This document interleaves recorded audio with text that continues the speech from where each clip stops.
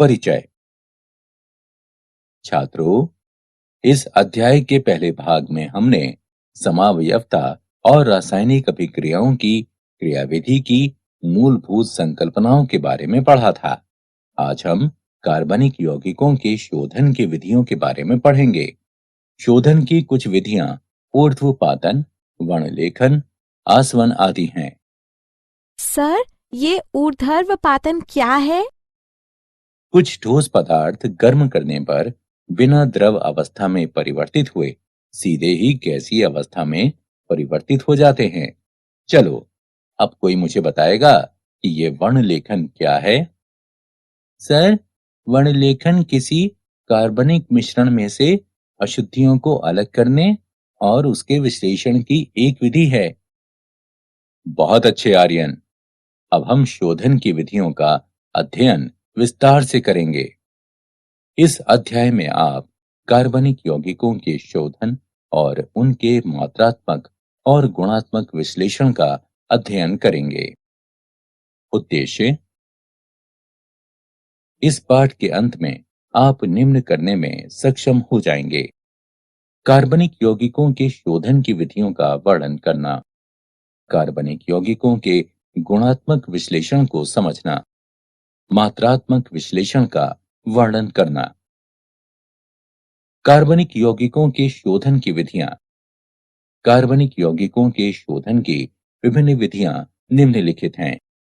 ऊर्ध्वपातन यानी सब्लिमेशन, क्रिस्टलन यानी क्रिस्टलाइजेशन, आसवन यानी डिस्टिलेशन, विभेदी निष्कर्षण यानी डिफरेंशियल एक्सट्रैक्शन और वर्णलेखन यानी क्रोमैटोग्राफी। अब हम एक एक कर सभी के बारे में विस्तार से जानेंगे। ऊर्ध्वपातन: कुछ ठोस पदार्थ गर्म करने पर बिना द्रव अवस्था में परिवर्तित हुए सीधे ही गैसीय अवस्था में परिवर्तित हो जाते हैं। इसे ऊर्ध्वपातन कहते हैं। इसका उपयोग ऊर्ध्वपातनीय कार्बनिक यौगिकों को दूसरे अशुद्ध यौगिकों जो ऊर्ध्वपातनीय नहीं हैं, उनसे पृथक करने के लिए किया जाता है। अशुद्ध कार्बनिक यौगिकों को छिद्रित एस्बेस्टास की चादर से ढकी हुई एक प्याली में रखकर गर्म किया जाता है, जिसके ऊपर एक उल्टी फनल यानी कीप रखी जाती है। कीप के स्तंभ में कपास भरा जाता है।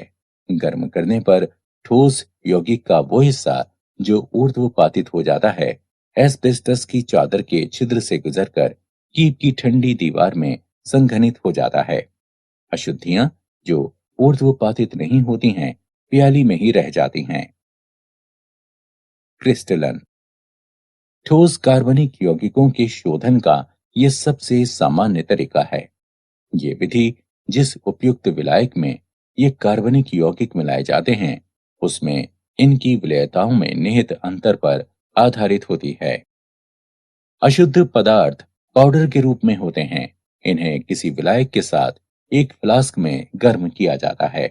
विलायक की मात्रा केवल गर्म करने पर पदार्थ के घुलने के लिए पर्याप्त होनी चाहिए।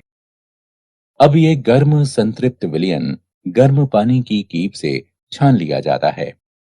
बाहरी कीप में परिचालित किए जाने वाला गर्म पानी विलयन को गर्म रखता है और कीप ही के अंदर क्रिस्टलीकरण नहीं हो पाता। यह गर्म निस्यंद बीकर में ठंडा किया जाता है। बड़े बड़े क्रिस्टल्स प्राप्त होते हैं और इन क्रिस्टलों को निस्यंद में से निस्यंदन के माध्यम से पृथक कर लिया जाता है।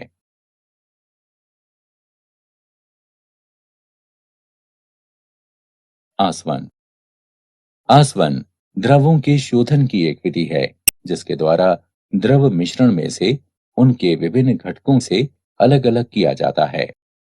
एक फ्लास्क में द्रव मिश्रण को गर्म करने पर द्रव में उपस्थित कम क्वथनांक वाले घटकों का वाष्पीकरण शुरू हो जाता है।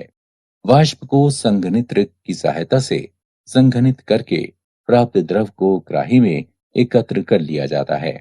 द्रव मिश्रण के वे घटक जिनका क्वथनांक उच्च होता है, बाद में वाष्पित होते हैं और इन द्रवों को अलग एकत्रित किया जा सकता है। प्रभाजी आसवन: जब दो द्रवों के क्वथनांक एक दूसरे के काफी करीब होते हैं, तब साधारण आसवन काम नहीं करता है। इस दशा में एक प्रभाजी कॉलम का उपयोग किया जाता है, जो एक लंबी नली के रूप में होता है और इसमें ऊपर जाती हुई वाष्प और नीचे आते हुए द्रव के मार्ग में अवरोध प्रदान किया जाता है। ए और बी द्रवों के मिश्रण को एक फ्लास्क में लिया जाता है, जिनके क्वथनांक क्रमशः 370 केल्विन और 380 केल्विन हैं। फ्लास्क को गर्म करने पर ए की ज्यादा वाष्प प्राप्त होती है और बी की वाष्प कम प्राप्त होती है। प्रभागी कॉलम में जैसे जैसे वाष्प ऊपर उठती जाती है, आंशिक रूप से संघनित द्रव नीचे गिरता है। बी की वाष्प ए की वाष्प की तुलना में जल्दी संघनित होती है और जो वाष्प ऊपर जाती है, उसमें ए की मात्रा ज्यादा होती है। संघनित द्रव नीचे गिरता है और ऊपर उठती वाष्प से टकराकर पुनः ऊष्मा लेकर वाष्पित होता है, जिसमें बी के अणुओं की खपत होती है। प्रभागी कॉलम में यह क्रमिक प्रक्रिया चलती रहती है, जिसके परिणाम स्वरूप कॉलम के शीर्ष पर बचने वाली वाष्प मुख्यतः ए की होती है, जबकि फ्लास्क में बचने वाला द्रव बी का होता है। निम्न दाब पर आसवन। ये विधि उन द्रवों के लिए प्रयुक्त होती है जो अपने क्वथनांक के निकट अपघटित हो जाते हैं। फ्लास्क की मुख्य गर्दन में एक लंबी केशिका नली यानी कैपिलरी लगा दी जाती है और बगल की दूसरी गर्दन में थर्मामीटर लगा दिया जाता है। बगल की ट्यूब संघनित्र से जोड़ दी जाती है, जो दूसरे छोर पर ग्राही से जुड़ी होती है। ग्राही एक पंप से जुड़ी होती है, जो दबाव को कम करता है।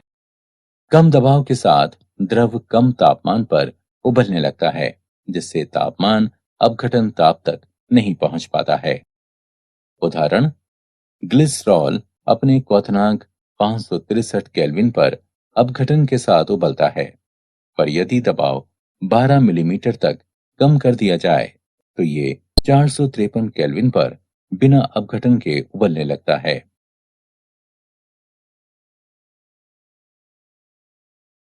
भाप आसवन। इस विधि का प्रयोग उन पदार्थों के शोधन के लिए किया जाता है जो भाप में वाष्पशील और पानी में अमिश्रणीय होते हैं।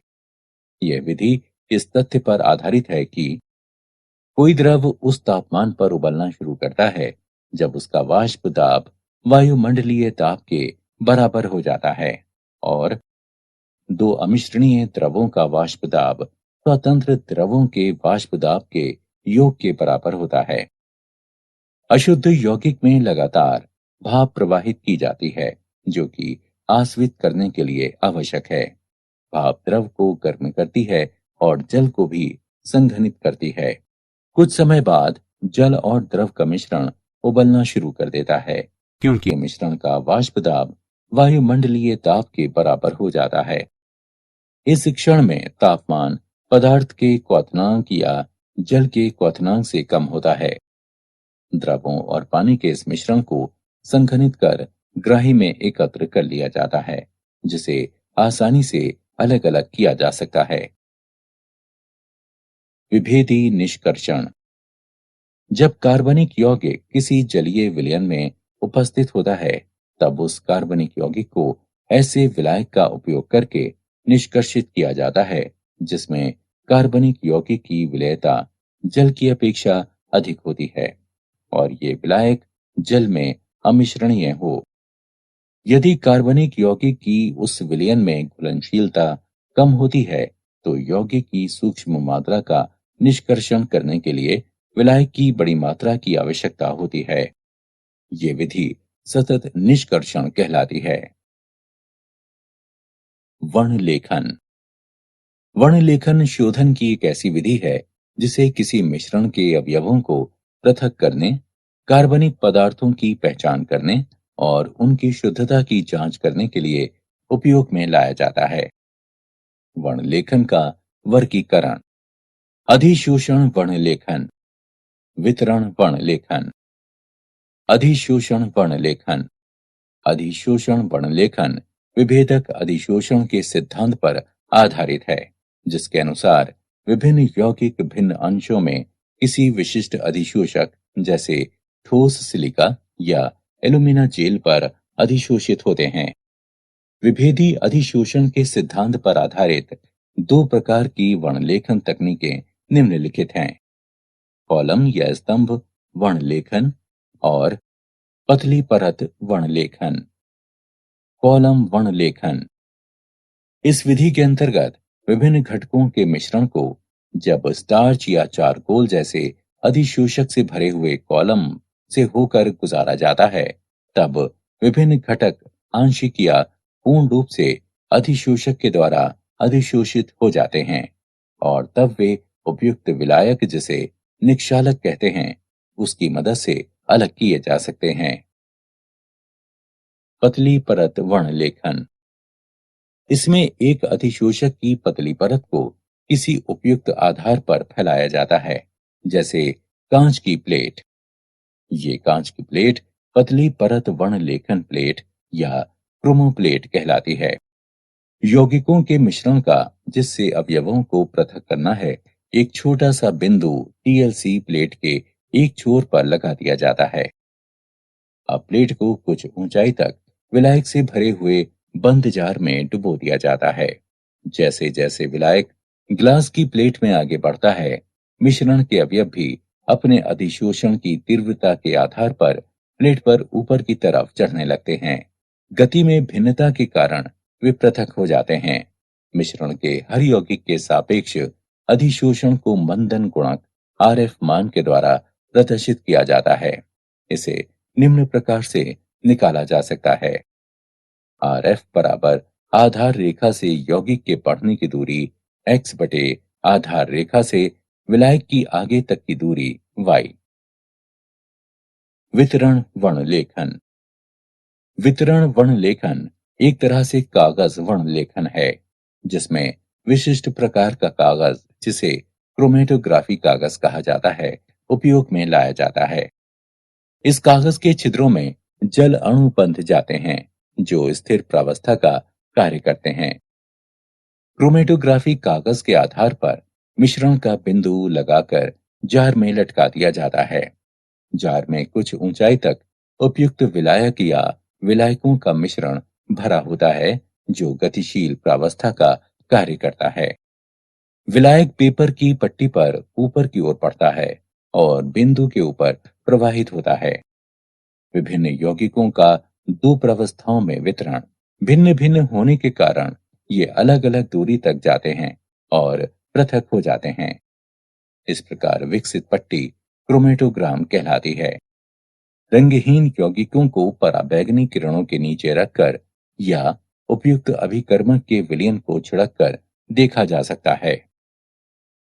कार्बनिक यौगिकों का गुणात्मक विश्लेषण, कार्बन और हाइड्रोजन की पहचान। कार्बनिक यौगिकों को कॉपर 2 ऑक्साइड के साथ तेज गर्म किया जाता है। उत्पन्न हुई गैसों को परख नली के अंदर निर्जल कॉपर सल्फेट में से गुजारा जाता है और फिर चूने के पानी में प्रवाहित कर दिया जाता है। यदि कार्बन उपस्थित होता है तो ये कार्बन डाइऑक्साइड बनाता है, जो चूने के पानी को दूधिया कर देता है। अभिक्रियाएं निम्नलिखित हैं: कार्बनिक यौगिकों में उपस्थित कार्बन कॉपर 2 ऑक्साइड के साथ अभिक्रिया करके कॉपर और कार्बन डाइऑक्साइड बनाता है।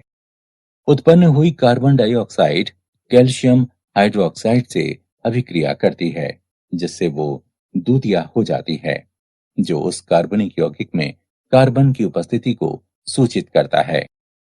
यदि कार्बनिक यौगिक में हाइड्रोजन उपस्थित है तो ये पानी की वाष्प बनाता है, जो निर्जल कॉपर सल्फेट से गुजरकर CuSO4 5H2O बनाती है, जिससे उसका रंग नीला हो जाता है। अभिक्रियाएं निम्नलिखित हैं: कार्बनिक यौगिक की हाइड्रोजन कॉपर 2 ऑक्साइड से अभिक्रिया करके कॉपर और पानी बनाती है। उत्पन्न पानी निर्जल कॉपर सल्फेट से क्रिया करके CuSO4 5H2O बनाता है, जिससे उसका रंग नीला हो जाता है। अन्य तत्वों की पहचान। कार्बनिक यौगिकों में उपस्थित नाइट्रोजन, सल्फर, हैलोजन और फास्फोरस जैसे अन्य तत्वों को लैसे परीक्षण के द्वारा पहचाना जा सकता है। कार्बनिक यौगिकों में उपस्थित तत्वों को सोडियम धातु के साथ संगलित करने पर ये तत्व संयोजी रूप से आयनिक रूप में परिवर्तित हो जाते हैं। अभिक्रियाएं निम्नलिखित हैं। जब सोडियम कार्बनिक यौगिकों में उपस्थित विभिन्न तत्वों के साथ क्रिया करता है, तब ये सोडियम संलग्न निष्कर्ष बनाता है।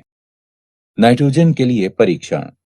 सोडियम संलग्न निष्कर्ष को फेरस सल्फेट के साथ मिलाने पर, जो कि सोडियम साइनाइड है, सोडियम पेरोसाइनाइड बनाता है। इस अभिक्रिया के दौरान फेरिक आयन बनता है, जो फेरोसाइनाइड से क्रिया करके फेरीफेरोसाइनाइड बनाता है, जिसका रंग नीला होता है। सल्फर के लिए परीक्षण। यदि कार्बनिक यौगिक में सल्फर उपस्थित है, तो इसे सोडियम संलग्न निष्कर्षण, जो कि सोडियम सल्फाइड है, उसको सोडियम नाइट्रोक्लोराइड के साथ अभिकृत करने पर सल्फर की उपस्थिति के कारण जो बैंगनी रंग आता है, उसके द्वारा उसे पहचाना जा सकता है। हैलोजनों के लिए परीक्षण। सोडियम संलग्न निष्कर्षण के एक भाग को NaX नाइट्रिक अम्ल के द्वारा अम्लीकृत करके उसमें सिल्वर नाइट्रेट मिलाया जाता है। यदि सफेद अपक्षेप बनता है, जो कि अमोनियम हाइड्रोक्साइड में विलयत हो जाता है, तब ये क्लोरीन की उपस्थिति को दर्शाता है। यदि पीला अवक्षेप बनाता है, जो कि अमोनियम हाइड्रोक्साइड में अल्प विलय है, तब ये ब्रोमीन की उपस्थिति को दर्शाता है। और यदि ये पीला अवक्षेप अमोनियम हाइड्रोक्साइड में अविलय है, तब ये आयोडीन की उपस्थिति को दर्शाता है।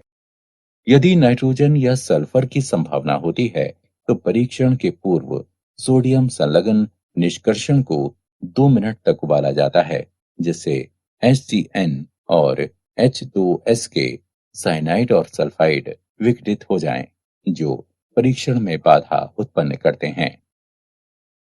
फास्फोरस के लिए परीक्षण।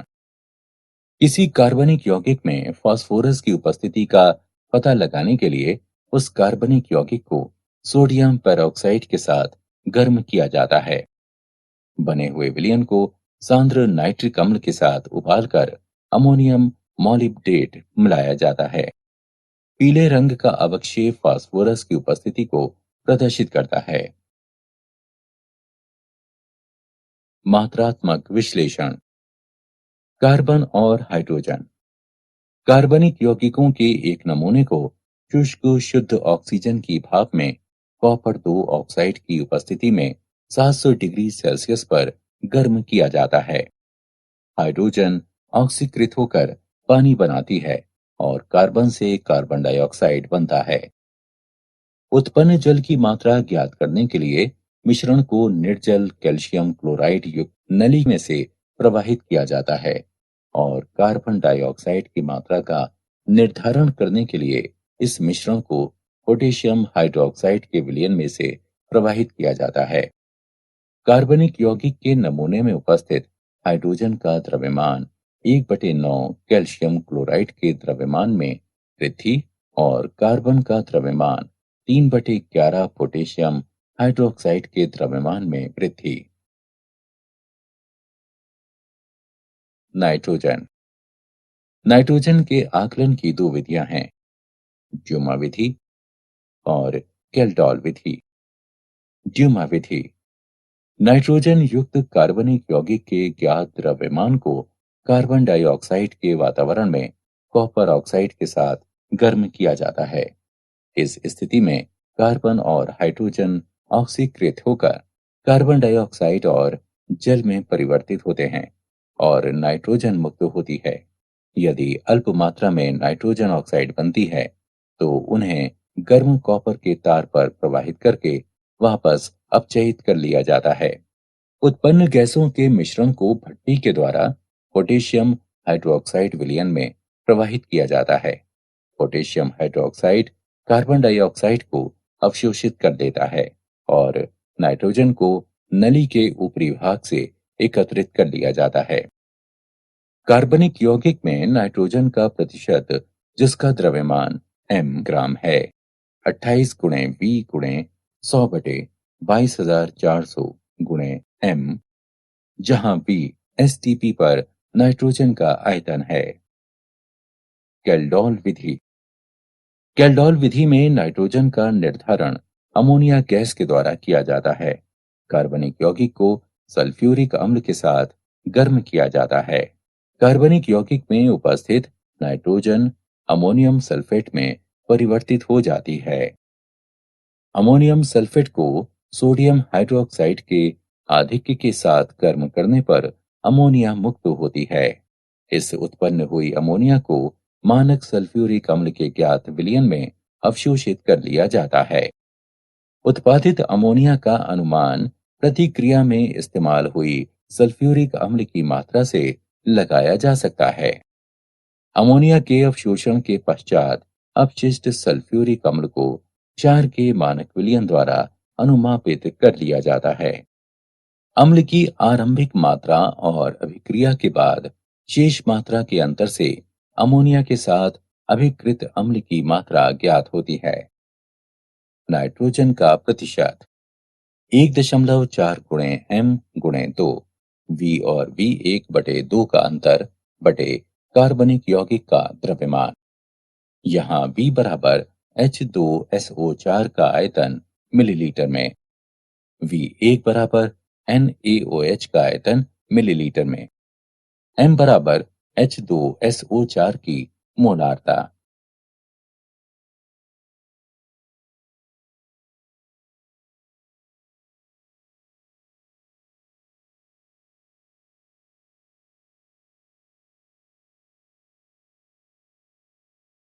हैलोजन। कैरियस विधि। कार्बनिक यौगिक की निश्चित मात्रा को कांच की एक नली में सधूम नाइट्रिक अम्ल के साथ सिल्वर नाइट्रेट की उपस्थिति में भट्टी में गर्म किया जाता है। इसे कैरियस विधि कहते हैं। बने हुए सिल्वर हैलाइड को अलग करके धोकर सुखाकर तौल लिया जाता है। हैलोजन का प्रतिशत x का परमाणविक द्रव्यमान गुणा m1 गुणा 100 बटे Ag(x) का आणविक द्रव्यमान गुणा m। यहाँ m1 Ag(x) का आणविक द्रव्यमान और m कार्बनिक यौगिक का द्रव्यमान है। सल्फर। कार्बनिक यौगिक की ज्ञात मात्रा को एक नली में सधूम नाइट्रिक अम्ल के साथ गर्म किया जाता है। सल्फर सल्फ्यूरिक अम्ल में परिवर्तित हो जाता है। प्राप्त सल्फ्यूरिक अम्ल को बेरियम क्लोराइड मिलाकर बेरियम सल्फेट के रूप में अवक्षेपित कर लिया जाता है। अवक्षेप को छानकर धोकर सुखाकर तौल लिया जाता है। सल्फर का प्रतिशत 32 गुणा m1 गुणा 100 बटे 233 गुणा m। यहाँ m1 बने हुए बेरियम सल्फेट का द्रव्यमान है और m कार्बनिक यौगिक का द्रव्यमान है। फास्फोरस। फास्फोरस युक्त कार्बनिक यौगिक की ज्ञात मात्रा को सधूम नाइट्रिक अम्ल के साथ गर्म करने पर उसमें उपस्थित फास्फोरस फास्फोरिक अम्ल में ऑक्सीकृत हो जाता है। इसे अमोनिया और अमोनियम मॉलिब्डेट मिलाकर अमोनियम फॉस्फेटो मॉलिब्डेट के रूप में अवक्षेपित किया जाता है। फास्फोरस का प्रतिशत 31 गुणा m1 गुणा 100 बटे 1877 गुणा m। यहाँ m1 अमोनियम फॉस्फेटो मॉलिब्डेट का द्रव्यमान है और m कार्बनिक यौगिक का द्रव्यमान है। ऑक्सीजन। किसी कार्बनिक यौगिकों में ऑक्सीजन का प्रतिशत भिन्नता की विधि से ज्ञात किया जा सकता है। कार्बनिक यौगिक में ऑक्सीजन की प्रतिशतता की गणना उसमें उपस्थित अन्य तत्वों की प्रतिशतताओं के योग को 100 में से घटाकर निकाली जाती है। कार्बनिक यौगिकों की एक निश्चित मात्रा को नाइट्रोजन गैस के प्रवाह में गर्म किया जाता है। उत्पन्न हुई गैसों के मिश्रण को रक्त तप्तकोप पर प्रवाहित करने पर ऑक्सीजन गैस कार्बन मोनोऑक्साइड में परिवर्तित हो जाती है। अब इस गैसीय मिश्रण को आयोडीन पेंटॉक्साइड मिलाने पर carbon monoxide gas carbon dioxide में ऑक्सीकृत हो जाती है। अभिक्रियाओं के अनुसार ऑक्सीजन का प्रतिशत निम्न प्रकार से प्राप्त किया जा सकता है: 16 गुणा कार्बन डाइऑक्साइड का द्रव्यमान बटे 44 गुणा कार्बनिक यौगिक गुणा 100। क्या आप जानते हैं कार्बन सभी सजीवों में पाया जाता है? कार्बन एक अधातु है। ये अपने आप के साथ और कई अन्य रासायनिक तत्वों के साथ आबंध बना सकता है और लगभग 10 लाख यौगिकों का गठन कर सकता है। सारांश। आइए हमने जो कुछ सीखा है उसे संक्षेप में दोहराएं। ऊर्ध्वपातन, क्रिस्टलीकरण, आसवन, विभेदी निष्कर्षण और वर्णलेखन कार्बन यौगिकों के शोधन की विधियां हैं। कार्बनिक यौगिक को कॉपर 2 ऑक्साइड के साथ तेज गर्म करके उसमें कार्बन और हाइड्रोजन की उपस्थिति का पता लगाया जा सकता है। नाइट्रोजन, सल्फर और हैलोजन को सोडियम संगलन निष्कर्ष के द्वारा पहचाना जा सकता है। कार्बनिक यौगिक के नमूने में उपस्थित हाइड्रोजन का द्रव्यमान 1/9 कैल्शियम क्लोराइड के द्रव्यमान में वृद्धि और कार्बन का द्रव्यमान 3/11 पोटेशियम हाइड्रोक्साइड के द्रव्यमान में वृद्धि। कार्बनिक यौगिक में नाइट्रोजन का प्रतिशत, जिसका द्रव्यमान m ग्राम है, निम्न है। इसमें V STP पर नाइट्रोजन का आयतन है। किसी कार्बनिक यौगिक में हैलोजन का प्रतिशत x का परमाणविक द्रव्यमान गुणा m1 गुणा 100 बटे AgX का आणविक द्रव्यमान गुणा m है, जहां m 1 AgX का द्रव्यमान और m कार्बनिक यौगिक का द्रव्यमान है। किसी कार्बनिक यौगिक में सल्फर का प्रतिशत 32 गुणा m1 गुणा 100 बटे 233 गुणा m है। यहाँ M1 बने हुए बेरियम सल्फेट का द्रव्यमान है और M कार्बनिक यौगिक का द्रव्यमान। किसी कार्बनिक यौगिक में फास्फोरस का प्रतिशत 31 गुणा M1 गुणा 100 बटे 1877 गुणा M है, जहां M1 अमोनियम फॉस्फेटोमोलिब्डेट का द्रव्यमान है और M कार्बनिक यौगिक का द्रव्यमान है। किसी कार्बनिक यौगिक में ऑक्सीजन का प्रतिशत निम्न प्रकार से प्राप्त किया जा सकता है: 16 गुणा कार्बन डाइऑक्साइड का द्रव्यमान बटे 44 गुणा कार्बनिक यौगिक गुणा 100।